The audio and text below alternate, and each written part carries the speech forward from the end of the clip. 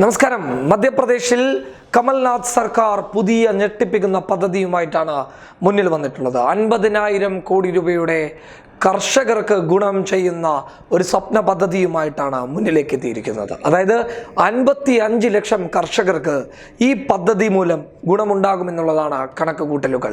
ഈ പദ്ധതിയുടെ ഉദ്ഘാടനം ചൊവ്വാഴ്ച വൈകുന്നേരത്തോടു കൂടി കമൽനാഥ് ഉദ്ഘാടനം ചെയ്തു. തുടർന്ന് അദ്ദേഹം പറഞ്ഞത് ഇങ്ങനെയാണ്: മധ്യപ്രദേശിൽ 70% കൃഷിക്കാരും അല്ലെങ്കിൽ കൃഷിയുമായിട്ട് ബന്ധമുള്ളവരാണ് എന്നുള്ളത് കൊണ്ട് തന്നെയാണ് ഇത്തരത്തിലുള്ള വലിയ ഒരു പദ്ധതിയുമായിട്ട് കോൺഗ്രസ് സർക്കാർ മുന്നോട്ട് വരാനുള്ള കാരണം. നേരത്തെ രാഹുൽ ഗാന്ധി കോൺഗ്രസ് സർക്കാർ മധ്യപ്രദേശിൽ അധികാരത്തിലേറി 10 ദിവസം കഴിയുന്നതിന് മുമ്പ് തന്നെ ചെറുകിട കർഷകരുടെ വായ്പകളൊക്കെ, അതായത് ചെറിയ വായ്പകളൊക്കെ എഴുതിത്തള്ളുമെന്ന് പ്രഖ്യാപിച്ചിരുന്നു. അത് കമൽനാഥ് സർക്കാർ ജനുവരി 5-ന് മുമ്പ് 5-ന് മൊത്തം കർഷകരുടെ വായ്പകൾ എഴുതിത്തള്ളി ആ ഒരു സ്വപ്ന സാഫല്യം, കർഷകരുടെ സ്വപ്ന സാഫല്യം നിറവേറ്റുകയുണ്ടായി എന്നുള്ളതാണ് എടുത്തു പറയേണ്ടത്.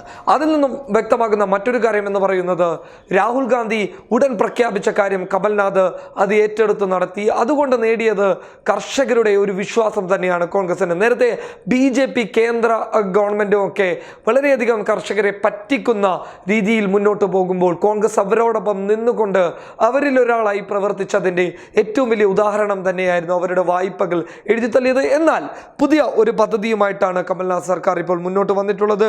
ജയ് കിസാൻ റിൻ മുക്തി യോജന എന്ന പദ്ധതിക്ക് പേര് നൽകിയിട്ടുള്ളത് ഇങ്ങനെയാണ്: ജയ് കിസാൻ റിൻ മുക്തി യോജന എന്നതാണ് പദ്ധതിയുടെ പേര്.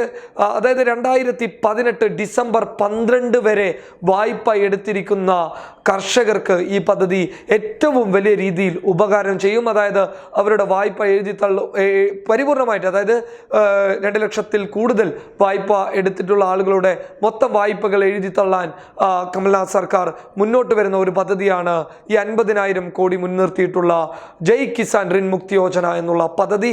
ഇത് സ്വാഭാവികമായിട്ടും കർഷകർക്ക് ഗുണം ചെയ്യുമെന്ന് മാത്രമല്ല, ഇത് തിരഞ്ഞെടുപ്പിൽ കോൺഗ്രസിനെ നല്ല രീതിയിൽ ബാധിക്കുമെന്നുള്ളത് തന്നെയാണ് എടുത്തു പറയേണ്ടത്. എന്നാൽ ഈ പദ്ധതിക്കെതിരെ ശക്തമായിട്ടുള്ള വിമർശനവുമായിട്ടാണ് BJP ഇപ്പോൾ മുന്നിൽ വന്നിട്ടുള്ളത്. അതായത് ബജറ്റിനെ ബാധിക്കുന്ന, അതായത് ബജറ്റ് നടപടികളൊന്നും കൈക്കൊള്ളാത്ത രീതിയിലുള്ള ഇത്തരത്തിലുള്ള പദ്ധതികൾ തീർച്ചയായും സാമ്പത്തിക ഘടനയെ തന്നെ മാറ്റിമറിക്കുമെന്നുള്ള ആരോപണങ്ങളുമായിട്ടാണ് BJP വന്നിട്ടുള്ളത്. എന്നാൽ ഈ ആരോപണങ്ങളെ പാടെ തള്ളിക്കൊണ്ട് കമൽനാഥ് സർക്കാർ കർഷകരോടൊപ്പം മുന്നിട്ട് പോകുന്ന കാഴ്ച കാണുന്നുണ്ടെങ്കിലും ഇതൊക്കെ മധ്യപ്രദേശിൽ വരുന്ന ലോക്സഭാ തിരഞ്ഞെടുപ്പിൽ കർഷകരെ കോൺഗ്രസിനോടൊപ്പം നിർത്തുന്ന ഒരു വലിയ സാഹചര്യം കാണാൻ വേണ്ടി സാധിക്കും. അങ്ങനെ നിർത്തിക്കഴിഞ്ഞാൽ തന്നെ ഏറ്റവും വലിയ രീതിയിലുള്ള ഒരു തിരഞ്ഞെടുപ്പ് വിജയം മധ്യപ്രദേശിൽ കോൺഗ്രസിന് സ്വന്തമാക്കാൻ സാധിക്കുമെന്നുള്ളത് കൂടിയാണ് ഈ പദ്ധതികൾ കൊണ്ട് കോൺഗ്രസ് നേടുന്ന ഏറ്റവും വലിയ വിജയം എന്നുള്ളത്. News desk public Kerala.